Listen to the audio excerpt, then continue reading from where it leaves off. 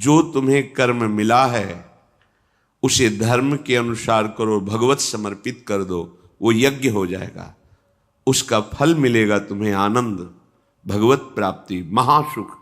कर्म वही है, पर जब अहंकार से प्रेरित होकर अपने लिए करते हो सुसुख वांछा, तो उसमें अधर्म वृत्ति बढ़ जाती है।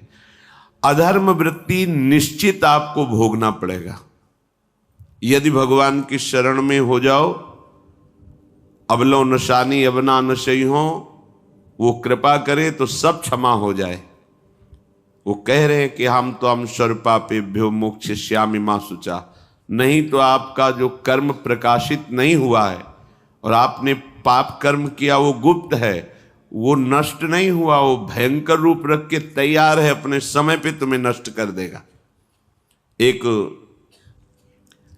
45-50 वर्ष की अवस्था के थे, अब उनको ज्ञान हुआ कि हमारे द्वारा बहुत अधर्म हुए हैं, अब सब छोड़ो, अब सत् कार्यों में लगो। तो उनके सामने एक स्वर्णकार का मकान था। वो बहुत ही कपटपूर्ण व्यवहार करता था, भोले भाले लोगों को असली स्वर्ण लेकर के केवल स्वर्ण का लेप करके अलंकार बेचता। अगर कोई जानता तो कुछ राज कर्मचारियों को अपने ले के अधीन किए हुए था और उसको कुछ नहीं होता। तो जो राज कर्मचारी उसके रहस्य को जानते थे वो रात में ड्यूटी देते थे।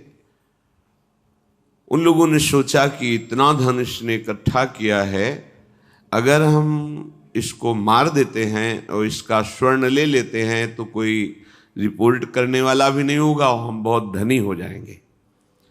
अधर्माचरण करने वाला कभी सुखी नहीं हो सकता।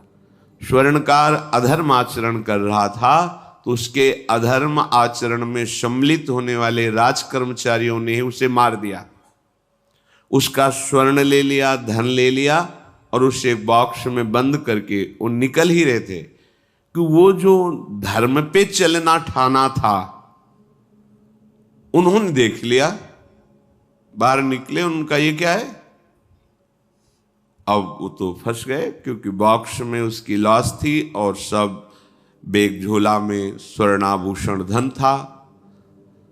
उन्होंने तुरंत उसको कहा, आवाज मत दीजिएगा, देखो हम तुम्हें हिस्सा दे देंगे, ये जो धन हमारे पास है इसको हम 3 हिस्से में बांट लेंगे और इसको हम नष्ट कर देते हैं, कोई जानेगा नहीं, हम राज कर्मचारी हैं, किसी तरह का फसाव नहीं होगा। उन्होंने कहा, ये मैं अधर्म का कार्य नहीं कर सकता, मैं तो अब हल्ला मचाऊंगा, सबको बुलाऊंगा और बताऊंगा कि तुमने इसकी हत्या की है और इसका धन अपहरण कर रहे थे। अब राज कर्मचारी, उन्होंने सोचा हमारी ड्यूटी भी जाएगी, धन भी जाएगा, सजा भी मिलेगी। दोनों ने इशारे में ही बात कर ली और हल्ला मचा के दौड़ पड़े, पकड़ो इसे, पकड़ो, जाने न पाए। उसे पकड़ लिया, लोग इकट्ठा हुए, क्या हुआ, देखो ये धन अपहरण करके जा रहा था, इसकी हत्या कर दी। तो हम लोग गश्त लगा रहे थे तो हमें शंका हुई, आए तो देखा ये पकड़ा गया, जो धर्म से चल रहा था उसको पकड़ लिया। अब तो प्रमाण, राजकर्मचारी खुद गवाही देने के लिए तैयार, उसे बंद किया गया, मुकदमा हुआ। वो बार बार जज के सामने यही कहता था, जिसकी कसम खवाओ हम कसम खा लेते हैं, हमने बिल्कुल ये कार्य नहीं किया, ये लोग ये कार्य कर रहे थे, हमने इनको रोका तो इन्होंने मुझे साझेदारी के लिए, पर मैंने वो स्वीकार नहीं किया तो फिर इन्होंने ऐसा किया। पर उसकी कौन बात माने, राज कर्मचारी गवाही। मुकदमा लंबा खिंचा, उसे जेल में रखा गया। हर बार आके वो यही प्रार्थना करता, कई वर्ष तक चलता रहता मुकदमा, जेल का उसे बड़ा कष्ट भोगना पड़ता। वो विचार करता कि मैं अगर हिस्सा ले लेता तो बच जाता, लेकिन धर्म से चल रहा था तो देखो मुझे कष्ट भोगना पड़ा। मुझे लगता है भगवान के दरबार में न्याय नहीं है, धर्म रक्षा नहीं करता, ऐसा लगता है। एक दिन आया और रो करके यही बात कही जज के सामने कि मुझे लगता है भगवान नहीं है। क्योंकि मैं बार बार सत्य को साक्षी करके कहता हूं कि मैंने ये कर्म नहीं किया और मुझे दंड दिया जा रहा है, मुझे क्लेश दिया जा रहा है धर्म से चलने के कारण। अगर मैं सम्मिलित हो जाता तो मुझे तीसरा हिस्सा मिलता और बिल्कुल बात शांत होती। ये क्या धर्म है, कहां भगवान है? जज ने इस पर गौर किया। कई वर्ष वो जेल भोगता रहा, मुकदमा चलता रहा। तब जज ने गौर किया कि बार बार ये कहता है इसकी जांच की जाए, तो हत्याकांड होते ही रहते हैं। एक शव आया वहां, जज ने मंगवाया था, जो पोस्टमार्टम के लिए जाता है, मंगवाया और कहा देखो इसका कोई नहीं है, अंतिम संस्कार के लिए अपने ही लोगों को जाना है। तो 2 कर्मचारी जो थे सरकारी, जो स्वर्ण चोरी में सम्मिलित थे, उनको और उसको कहा कि बस तुम थोड़ी देर नदी के किनारे बैठे रहना, हम और लोगों को लेकर के आते हैं। और एक आदमी को छुपा के बैठा लिया और राज कर्मचारी नदी के किनारे शव को लेकर बैठे। उसको देखा जिसको बहुत कष्ट दिया जा रहा था, सारा आरोप उसके ऊपर था, जो धर्म से चल रहा था। उसे कहा माना नहीं ना, अगर मान लेता तो तीसरा हिस्सा भी मिल जाता, बात वहीं खत्म हो जाती है। देखा, फंसा दिया, तेरे को आजीवन कारावास मिलेगा, कोई नहीं बचा सकता तेरे को। मेरी बात नहीं मानी, कह रहा था हल्ला मचाऊंगा, ऐसा वैसा, अब भोग। तो जज के द्वारा जो एकांत में बैठाला हुआ आदमी था, उसने पूरी बात सुनी। इसीलिए ये नाटक रचा गया था। तीनों को बुलाया और कहा तुम निर्दोष हो उस धर्मात्मा से। स्वयं इनकी आवाज से हमने सुना, ये कह रहे थे जो तुम बात कह रहे थे। तो उसने कहा कि ये तो ठीक है, अब निर्णय ठीक कर दिया, लेकिन अब कई वर्षों से मैं दंड भोग रहा था, ये कौन सा न्याय है? किस अपराध के कारण? मैं तो धर्म से चल रहा था, इसमें किंचन मात्र मेरा कोई अपराध नहीं था। फिर कई वर्ष से मैं सजा क्यों भोग रहा था? बार बार प्रताड़ना, नाना प्रकार के कष्ट क्यों भोगा मैं? जज ने कहा तुम हृदय को साक्षी करके बताओ, क्या कोई ऐसा अपराध किया है जिसका प्रकाश ना हुआ हो और तुम्हें दंड ना मिला हो? हम अब उसका कोई दंड थोड़ी तुम्हें देंगे, लेकिन तुम्हारे अंदर जो भगवान के प्रति आरोप है उसका निराकरण हो जाएगा। उसने कहा हाँ, यौवन अवस्था में मैंने किसी स्त्री को ऐसा ऐसा, और वो विरोध करने पर भी उसे मार दिया और आज तक बात कोई प्रकाशित नहीं हुई। तो बोले फिर भगवान को क्यों दोष देते हो? वो कर्म तुम्हारा दंड अगर मिल जाता तो नष्ट हो जाता, वो कर्म सुरक्षित है। उसी कर्म ने तुम्हें यहां अधर्म ना होने पर भी फंसाया और देखो तुम्हें भोगना पड़ा। तो निश्चित समझो, यदि आप अधर्म के द्वारा कोई भी सुख साधन करेंगे तो आप नष्ट होंगे। अधर्म के द्वारा आप धन आदि छीनना चाहेंगे तो आप नष्ट होंगे।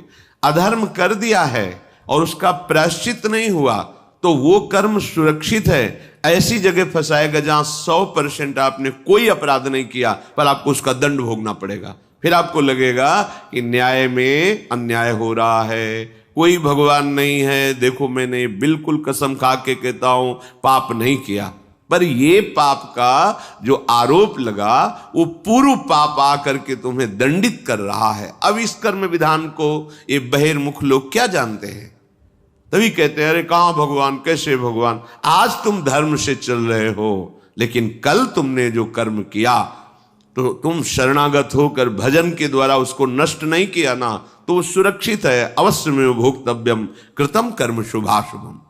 इसलिए श्री भगवान आदेश कर रहे हैं यज्ञार्थात कर्मणोन्यत्र लोकोयम कर्म बंधनहा तदर्थम कर्म कौन्ते मुक्त संगहा समाचर।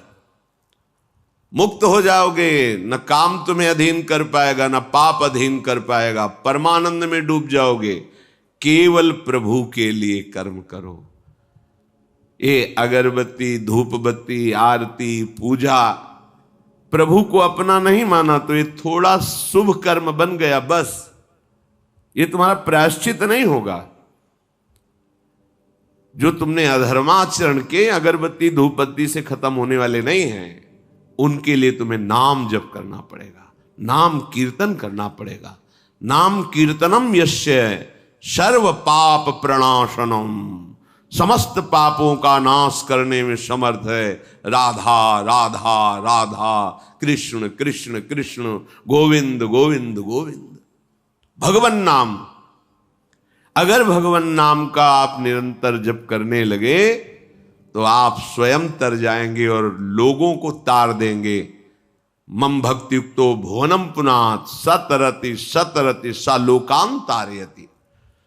जो भी कर्म कर रहे हो वो भगवान के लिए भावना करो, उस कर्म को भगवान को समर्पित करो, तो तुमसे पापाचरण नहीं होगा। जो पापाचरण हो गए हैं 10 मिनट केवल बैठ करके अपने घर में ही ताली बजा के मंजीरा लेकर के, इसे नाटक मत समझो, आडंबर मत समझो। नहीं, जो आडंबर और नाटक किए हैं ना, वो जब अपना नाटक फैलाएंगे तो तुम उस नाटक से निकल नहीं पाओगे। माया का नाटक है। भगवान नाम कीर्तन, ये जो लोग कहते हैं ना कि भगवान तो हृदय में बैठे, दिखावे की क्या जरूरत है। अगर इतना बोध हो चुका है भगवान हृदय में बैठे, तब तो आप सिद्ध हो गए। केवल वाणी से बोल रहे हो, मन मानी आचरण कर रहे हो, दुर्गति को प्राप्त हो रहे हो, तो है ना सबके हृदय अछत विकारी, पर सकल जीव जग दीन दुखारी। सबके हृदय में बैठा है, पर दुर्दशा रोक रहा है क्या वो? क्यों? क्योंकि तुम केवल बातों से कहते हो सबके हृदय में बैठा है। ऐसा अनुभव किया? अगर ऐसा अनुभव किया तो व्यभिचार किसके साथ करते हो, चोरी किसकी करते हो, हिंसा की, कपट किससे, द्वेष किससे? बस केवल बातों से बात नहीं बनती। ये कर्म बातों से नष्ट नहीं होता, इसके लिए अनुष्ठान करना होगा नाम का। चाहे जैसी परिस्थिति हो, चाहे जो हो, जैसे भी हो, तुम्हारा मंगल होगा। अहोबत स्वपचतो गरीयान यज्जिभ्यागे वर्तते नाम तुभ्यम। वो नीच आचरण करने वाला, अभक्ष पदार्थ खाने वाला भी यदि भगवान नाम उच्चारण करता है तो परम पावन हो जाता। अहो, आश्चर्य की बात, बड़े बड़े प्रायश्चित जिसे पावन नहीं कर सकते, भगवान नाम उसे पावन कर देता है। जय शीत हरिवंश विचार के मनुज देह गुरु शरण गही, सकई तो सब पर पंच तजी कृष्ण कृष्ण गोविंद कही।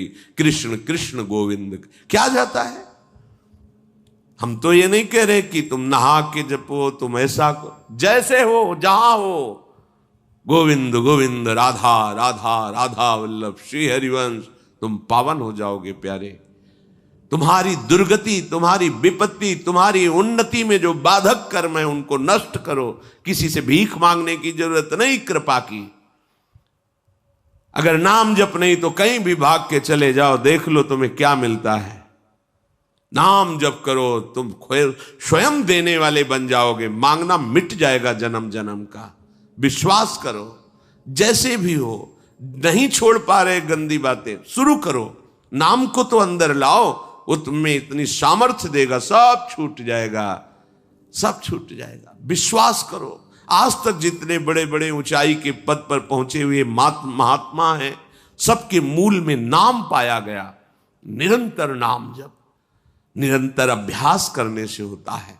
विश्वास करो, इसके बराबर न तीर्थयाटन है, न कोई अन्य साधन है। नाम कलयुग केवल नाम आधारा, सुमिर सुमिर नर उतर ही पारा। जिसने नाम का आश्रय ले लिया महासुखी हो गया। पर जब तक तुम्हारे पाप कर्म भस्म नहीं होते, तब तक तुम्हें आनंद नहीं मिलेगा।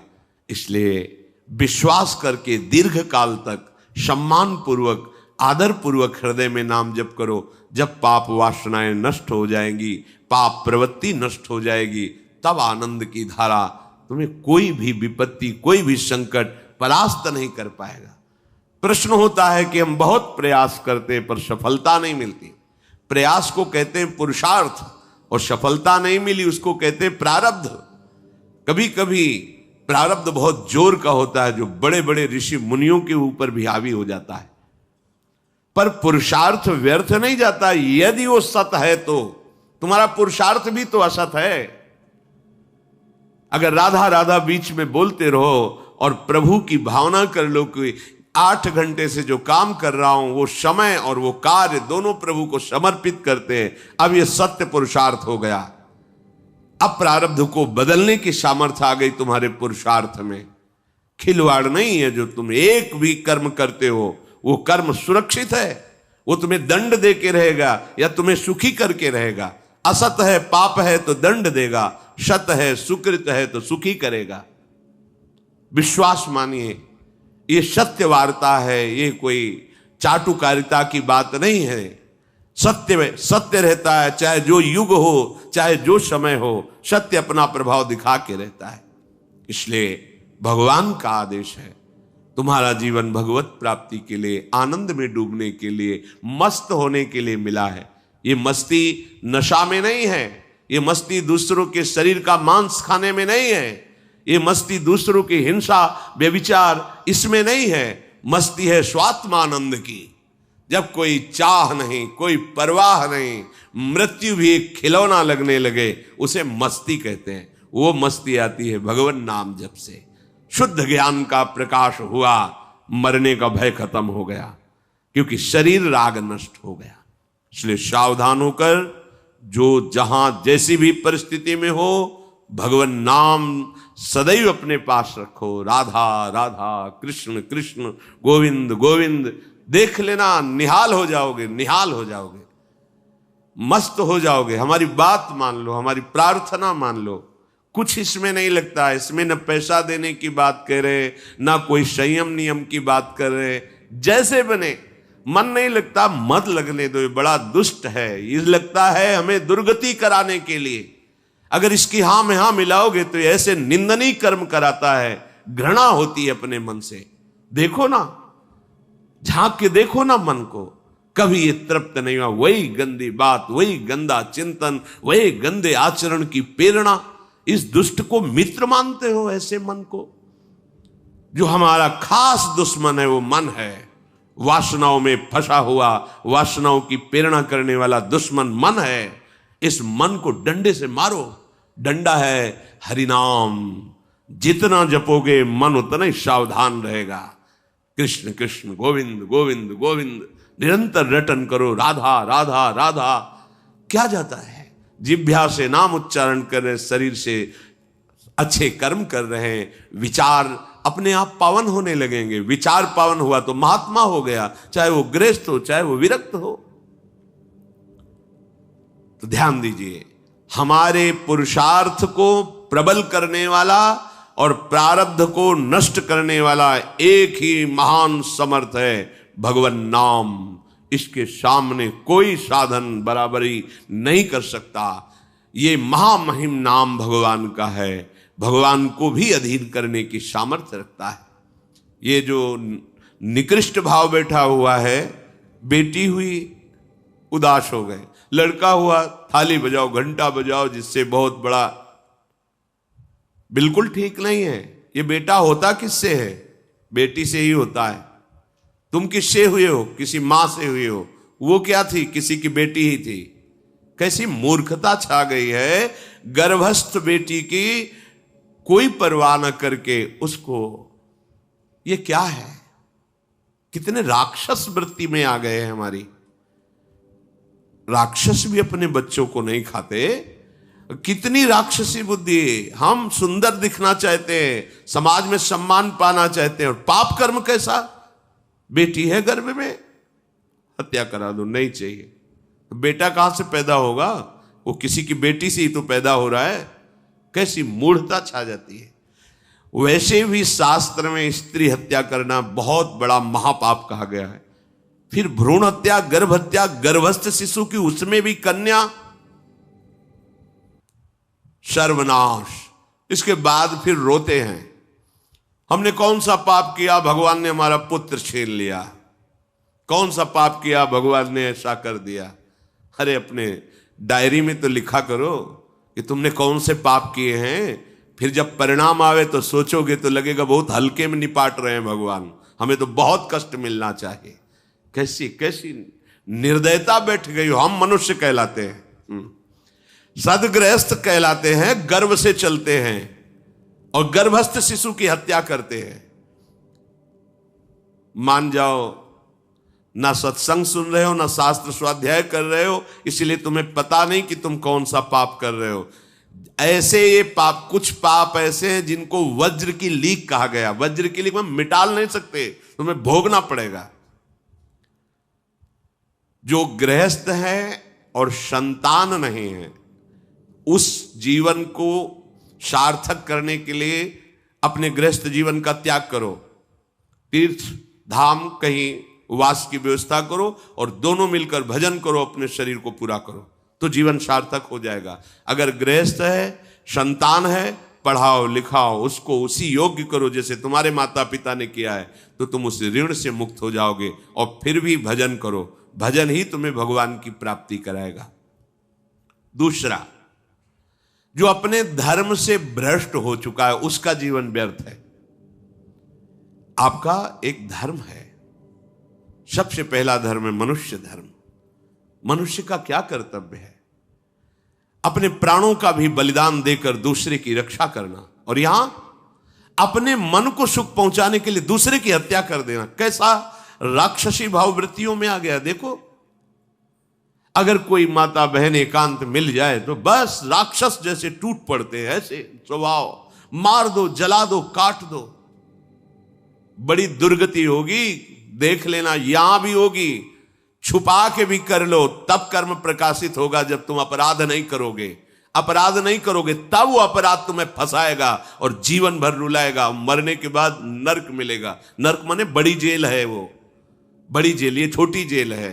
जैसे बड़े अपराधियों को बड़ी जेलों में भेजा जाता है, तो विश्व ब्रह्मांड की सबसे बड़ी जेल और वहां के सबसे बड़े जेलर यमराज, वहां दंड मिलता है। आप ऐसा ना सोचिए कि ये सब गप है। गांव में जैसे बात करे तो लगता है गप है, जब जेल हो आते हैं ना तो कहते हैं। एक गांव में मिले थे, कहा था कि अगर रोज 5 जूता कोई गांव में हमें मारे तो हम उसे सह लेंगे, लेकिन दोबारा जेल जाने वाला आचरण नहीं करेंगे। दिखा रहे थे कि देखो कैसे कैसे कष्ट वहां के कैदी भी मारते हैं जो बहुत पुराने हो गए हैं, वो हमको अनुशासन में रखते हैं। ऐसा ऐसा कितना कष्ट।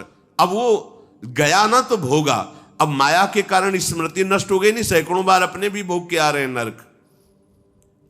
दूसरे, उसका जीवन नष्ट है जो धर्म का त्याग कर चुका है। तुम पिता माता से प्रकट हुए, तुम्हारा धर्म है माता पिता की सेवा करना। वयोवृद्ध बेचारे माता पिता उठने बैठने में असमर्थ हैं, आप पैसे कमाने के लिए अपनी बहुली निकल गए, अब वो कष्ट भोग रहे हैं। ना उनको देखना है, ना उनकी व्यवस्था करना है, मरने दो तो ठीक है। तुम्हें जब परिणाम आएगा तब तुम भी तो बनोगे ना वृद्ध, तब तुम्हें पता चलेगा। अवश्य में भोक्तव्यम कृतम कर्म शुभाशु। होश में, माता पिता सबसे पहले भगवान हैं यदि आप गृहस्थ हैं तो। अगर आप बाल्यावस्था से भगवान के मार्ग का अनुसरण कर रहे हैं तो फिर भगवान प्रणत कुटुंब पाल रघुराई, भगवान व्यवस्था कर देते हैं। वैराग्य मार्ग में लौटकर पीछे नहीं देखा जाता। हमारे भगवान के अवतार मानेंगे महाप्रभु चैतन्य देव, नवयुति विष्णु प्रिया जी माता सची छोड़ के चल दिए। आद्य गुरु भगवान शंकराचार्य भगवान के अवतार मां केवल छोड़ के चल दिया। भगवान के मार्ग में यदि ऐसे चले तो भगवान संभाल लेते हो, परम पद मिलता है 21 पीढ़ियों को। मां तो बिल्कुल नजदीक है, 21 पीढ़ियों को भगवत प्राप्ति हो जाती है। और शब्द है प्रणत कुटुंब पाल रघुराई, भगवान स्वयं उसके परिवार का पोषण करते हैं। पर यदि गृहस्थ धर्म में हो और अपने माता पिता का त्याग कर दिया, उनकी सेवा नहीं करते, वो दुख भोग रहे, तो नरक यंत्रणा मिलेगी और जीते जी तुम उन्नति को प्राप्त नहीं हो सकते। तुम्हें भले उन्नति दिखाई देती हो, बाद में परिणाम देख लेना आप। तीसरा, जो दूसरों के भोजन छीनने की चेष्टा में रहता है, कैसे इसका धन अपहरण कर लें, कैसी जमीन अपहरण कर लें, कैसे इसकी अव्यवस्था पैदा कर दें इसके जीवन में, जो केवल अपने ही सुख को देखता है उसकी दुर्गति होती है। तीसरा, उसका जीवन व्यर्थ है। जो दूसरों के सुख का अपहरण करके सुखी होना चाहता है, सदैव केवल अपने सुख में डूबना, सोचना कैसे मैं सुखी हो जाऊं, अधर्माचरण करूं, छीन लूं, क्या करूं, कैसे करूं, उसका जीवन व्यर्थ है। और चौथा, जो आए हुए साधु महात्मा अतिथि का अनादर कर देता है, अपमान कर देता है, सारे सुकृत नष्ट हो जाते हैं। ये 4 का जीवन बिल्कुल व्यर्थ हो जाता है। इनको असत जीवन कहा गया है, वृथा जीवन कहा गया है। इसलिए हे युधिष्ठिर, ये 4 दोष कभी हृदय में ना आने पावे। आरूढ़ पतिते दत्तो मन्यायोपहृतम चयत व्यर्थम तु पतिते दानम ब्राह्मणे तस्करे तथा। बहुत ध्यान देने योग्य बात। जो वानप्रस्थ या विरक्त भाव संन्यास ले लेते हैं और कुछ वर्ष चलने के बाद मैं तो इस पे नहीं चल पाऊंगा लौट जाते, उन्हें घोर नरक की प्राप्ति होती है। कुछ भी कर लो, ये भारी अपराध तुम्हें नरक की प्राप्ति कराएगा। मार्कंडेय जी महाराज युधिष्ठिर को उपदेश कर रहे हैं। एक बार एक सन्यासी जी ने कहा था कि हमने गुरुजनों से सुना है कि ये जो वचन से संकल्प ले ले कि बस अब कुछ महीने बाद हम सन्यास ले लेंगे और विरक्त होकर भगवान का भजन करेंगे, और यदि वो ऐसा नहीं करता तो उसे चंद्रायण व्रत रहना चाहिए, तब उस पाप से मुक्त होगा। चंद्रायण व्रत कहते हैं प्रतिपदा को 1 ग्रास, द्वितीया को 2 ग्रास और अमावस्या को 15 ग्रास, फिर नीचे घटाते चले जाओ 14, 13, 12, 11 ऐसे पूर्णिमा को पूर्ण 1 महीने से उपवास रहने से हम सन्यास लेंगे। इस बात के अपराध का उसको सन्यास लिया नहीं, केवल घोषणा कर दी थी। और जो सन्यास ले लिया या वानप्रस्थ, वानप्रस्थ कहते हैं पत्नी के सहित विरक्त होकर भजन करना। गृहस्थ में थे, अब निर्णय कर लिया कि अब आजीवन हम ब्रह्मचर्य रहेंगे और भगवान का भजन करेंगे, धाम तीर्थ वन आदि में रहकर वो जीवन में दोनों भजन करके भगवान की प्राप्ति में लगा, उन्हें वानप्रस्थ कहते हैं। सन्यास जो पूर्णतया वैराग्यवान होकर केवल भगवान के आश्रित जीवन। सन्यास मार्ग में माता पिता परिवार का दिया हुआ कुछ स्वीकार नहीं किया जाता, उनके द्वारा भरण पोषण नहीं स्वीकार किया जाता। अगर स्वीकार करता है अपने धर्म से भ्रष्ट हो जाता है। ये मनमानी आचरण, न शास्त्र स्वाध्याय है न सत्संग में श्रद्धा है। मनमानी आचरण से अध्यात्म मार्ग प्रकाशित नहीं होता। जिसने सन्यास ले लिया और वो फिर गृहस्थ में लौट जाता है, अब हमसे तो होने वाला नहीं, तो उसे आरूढ़ पतित कहते हैं। आरूढ़ पतिते दत्तो मन्यानयोपहृतम चयत, उसको दुर्गति प्राप्त होती है। इसलिए होश में ये मार्ग ऐसा नहीं अब हमारा मन नहीं लगता, अरे अहो भाग्य है कि तुम्हारे भाग्य से विषय भोग मिटा दिया भगवान ने, तुम्हें परमार्थ का मार्ग दे दिया। जिसको छोड़ना कठिन है भगवान ने उसे काट दिया, चलो मेरे मार्ग में चलो। हम मनमानी आचरण नहीं, बिल्कुल नहीं। यहां शास्त्र आदेश करता है, ऐसे नहीं होना चाहिए कि 4 दिन हुए कपड़ा उतार दिया, कपड़े बदल लिए, 5वें दिन फिर उसी पोशाक में। तो जानते हो इससे क्या होगा? जीवन भर कुछ कर लो, दुर्गति प्राप्त होगी। तस्मात् शास्त्रम प्रमाणम ते कार्य, ये कानून है। कानून में फंस गए तो सजा निश्चित होगी। ये भागवतिक कानून जैसे एक राजकीय कानून है, तो ये भागवतिक त्रिभुवन का कानून है। त्रिभुवन में कहीं यही कानून काम करेगा। अलग अलग देश का कानून है, लेकिन ये त्रिभुवन का कानून है, विश्व का कानून है, ये भगवदीय कानून है। अगर इसमें फंस गए तो निकलना मुश्किल हो जाएगा। बहुत शास्त्र के अनुसार चलो। तो जो वानप्रस्थ या सन्यास लेकर के पुनः गृहस्थ धर्म से युक्त हो जाता है, उसकी दुर्गति निश्चित हो जाती है। आप तुम वो कर ही नहीं पाओगे।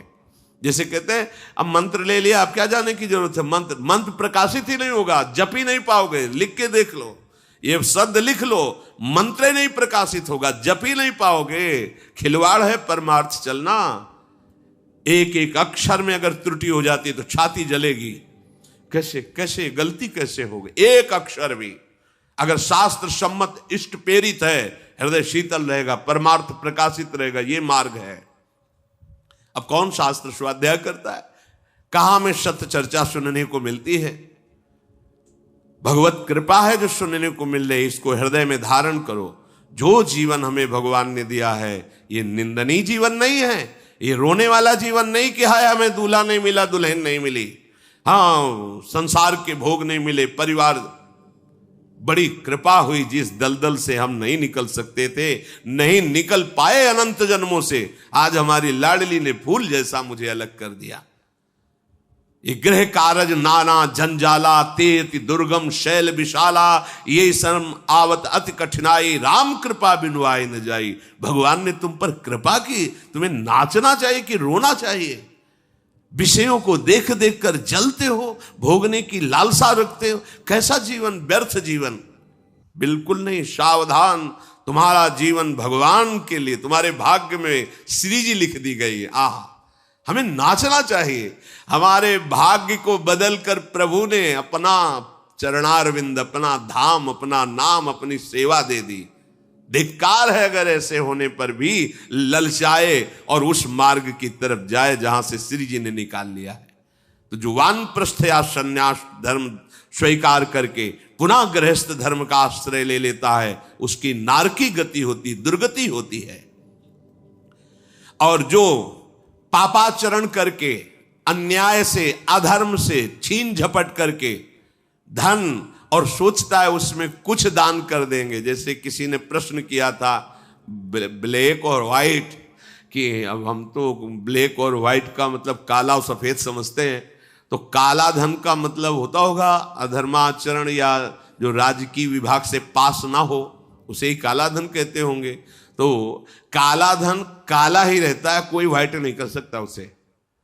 जमा कर लो, एक समय आएगा कि ट्रक में लद के सब चला जाएगा, तुम भी लद के चले जाओगे। अगर वो समय ना आया तो यमराज के दूत तुम्हें ले जाएंगे, सब यही पड़ा रहेगा। होश में चलो। दान किसे कहते हैं? खूब मेहनत करो, धर्म से कमाओ, फिर उससे एक रोटी की व्यवस्था किसी की भी कर दो, उसे सतदान कहते हैं।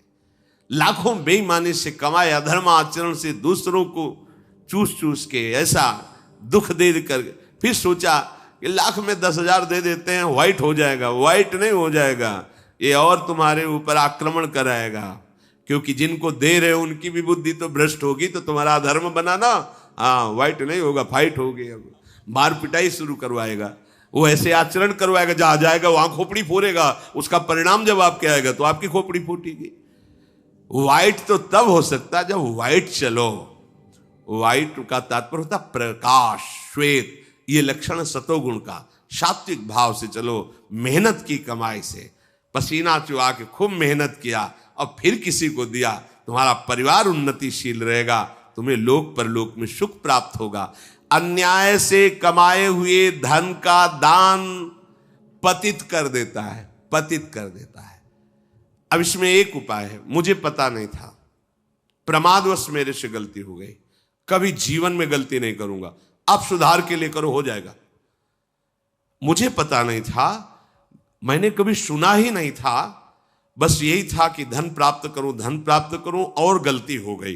अब मुझे पता चला कि मैंने गलत किया है, तो अब लो नशानी, अब ना नशे करो, गौ सेवा, संत सेवा, ठाकुर सेवा, गलती आगे से नहीं करूंगा। ये एक सूत्र बहुत बड़े, अबलो नशानी अबना नशे, ये सबको पावन कर देता है, सब कुछ पावन कर देता है। पर ये ऐसा नहीं कि हम 100 कमा रहे हैं बेईमानी से तो 10 देते रहेंगे तो 90 व्हाइट होते रहेंगे, ऐसा कदापि कहीं नहीं लिखा। ये शास्त्र है, तस्मात् शास्त्रम प्रमाणन्ते। कई बार लोग प्रश्न करते हैं इस विषय का, ध्यान से सुन लो। अन्याय से कमाया हुआ धन अगर उसे हम दान भी करते हैं तो वो पतित ही करेगा, गिराएगा ही, किसी काम का नहीं है। आगे वर्णन कर रहे हैं कि धर्म से कमाया हुआ दान अगर ऐसे को दोगे तो वो भी व्यर्थ हो जाएगा। कैसा? मिथ्यावादी, पापाचरण करने वाला, झूठ बोलता है, पापाचरण करता है, और आप उसे दान कर रहे हैं, बाद में वो पाप करेगा तो उसका फल आपको मिलेगा। उसके पाप के बढ़ावे में आप साझेदार हुए, आपका जो दान था उसके पाप में बढ़ावा देगा, आपको उसको साझेदारी का फल भोगना पड़ेगा। कृतज्ञ, जो दूसरे के किए हुए को उपकार को नहीं मानता, अभिमानी और मदिरा पान करने वाला, अब आपसे पैसा लिया, शराब पिया, गंदे आचरण किए, आप उसके हिस्सेदारी बने। ऐसा थोड़ी दान की कोई मांग रहा है दे दो, बहुत पात्र और अपात्रता का निर्णय करके दिया जाता है। ऐसे नहीं कि मांग रहा है तो देना ही पड़ेगा, नहीं, हमें अधिकार समझ में आवे कि हमारे द्वारा दिए हुए धन का सदुपयोग हो रहा है, वहां पात्र देख करके धन आदि का दान किया जाता है। जो पतित हो चुका है, जो अधर्म व्यवसायी है, जो तमोगुण से आवृत रहते हैं और अंदर क्रोध भरा रहता है, अहंकार पूर्वक दान करते मेरा सम्मान हो, ऐसे का दान ही नहीं स्वीकार करना चाहिए। ऐसे का दिया हुआ दान व्यर्थ हो जाता है, उसे निश्चित अन्य योनियों में जाके कष्ट भोगना पड़ता है। तामसी अहंकारी दान करने वाला परिणाम में दुख ही भोगता है। मैंने दिया, ये मैंने बनवाया, ये मैंने किया, ये तमोगुण का लक्षण अहंकार है। श्रेष्ठ मंत्रवेत्ता सतमार्ग में चलने वालों को दैन्य होकर छुपा कर दान देना, ये उत्तम लोगों की प्राप्ति कराने वाला है। देखना है, धर्म से चलता है। हम जो धन देंगे उसका धर्म में प्रयोग होगा। मंत्रवेत्ता है, निरंतर मंत्र का अनुष्ठान करता रहता, पावर है। अगर हमारा धन ऐसी जगह गया तो हमारे पापों का नाश करके उत्तम लोगों की प्राप्ति कराएगा।